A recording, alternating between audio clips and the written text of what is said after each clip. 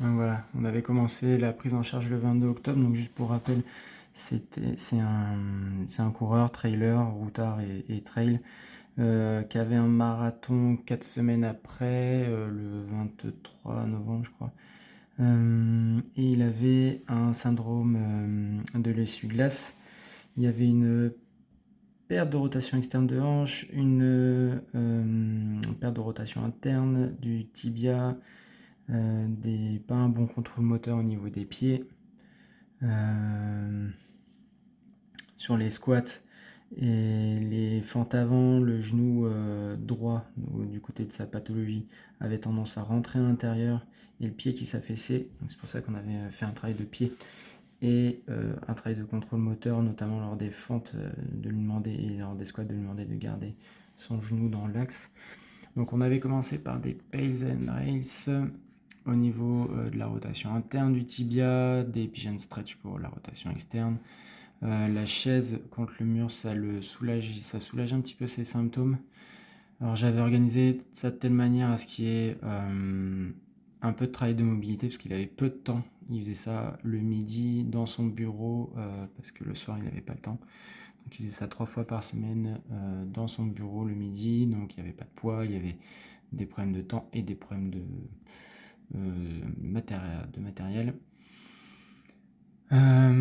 Et donc j'ai organisé sur les 3 jours de la mobilité pour pas qu'il y ait que du travail de mobilité, mais qu'il y ait aussi un peu de travail de renforcement et de mobilité un petit peu tous les jours. Donc, tu vois, on avait commencé par des pace and race, on avait de la mobilité au niveau de la hanche, on refaisait des pace and race et des cars les autres jours. On avait commencé par la side plank clamshell parce que c'était plus facile pour lui. Des Bulgarian split squat et le travail de dissociation au niveau du pied et du travail de la voûte plantaire avec le short foot. Voilà. Est-ce que j'avais mis le air squat? Je l'ai rajouté, je crois. Ah non, si, on avait commencé déjà par des air squats. Donc avec un travail où il devait garder son genou bien dans l'axe. Des reverse lunges aussi que j'avais ajouté à la 2e semaine pour qu'il essaye de bien garder son genou dans l'axe. Après je crois que c'était juste on augmentait progressivement les charges, je pense. Voilà. On avait augmenté progressivement les charges. Là c'était quelques jours avant le marathon. Il m'avait demandé une petite programmation d'échauffement avant la course. Donc je lui avais fait faire un peu de travail de pied, des sauts sur place pour commencer à se chauffer un petit peu, des rotations de tibia et des cars pour qu'il des mobilisations au niveau du tibia et des cars pour qu'il commence à bien mobiliser son genou avant la course. Voilà, quelques petits exos. Et donc sa course, elle était voilà, le 23 novembre. Donc sur cette semaine-là, il était un petit peu en décharge. Donc il avait pas stoppé la course, mais il avait vachement réduit. Donc je lui avais réduit un petit peu, modifié un petit peu sa programmation. Voilà.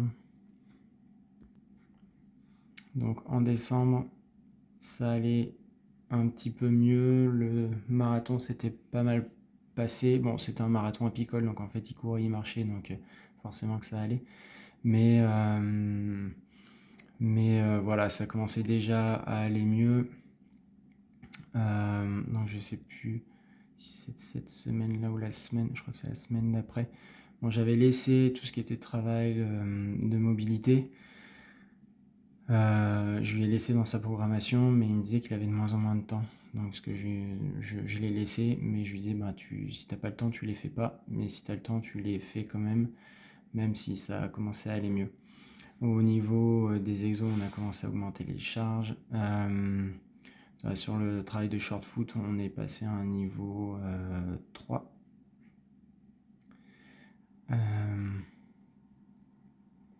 Et sur les charges, ouais, on a augmenté un petit peu. avec un ajout de tempo, vu qu'on n'a pas de poids, on augmentait progressivement le tempo. Donc là j'ai filé à la fin, désolé ça va assez vite, mais j'avais pas trop le temps. Donc là, ce que je te disais, j'avais laissé les Poison Rays, mais ils ne les faisaient plus. On avait augmenté, tu vois, on était sur des clamshell exercises. Là, on était passé sur du star plank hip tap. Donc en fait, il est en étoile. Sa hanche qui descend et il monte. On avait quand même pas mal augmenté les charges. Le Bulgarian split squat, il y avait un temps sous tension qui était pas mal augmenté, où tu vois, on faisait 10 secondes en bas, il faisait 8 répétitions et il restait 10 secondes en bas.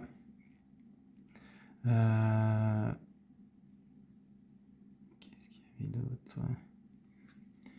Pareil, les single leg hip bridges, on les faisait avec un pied sur la chaise.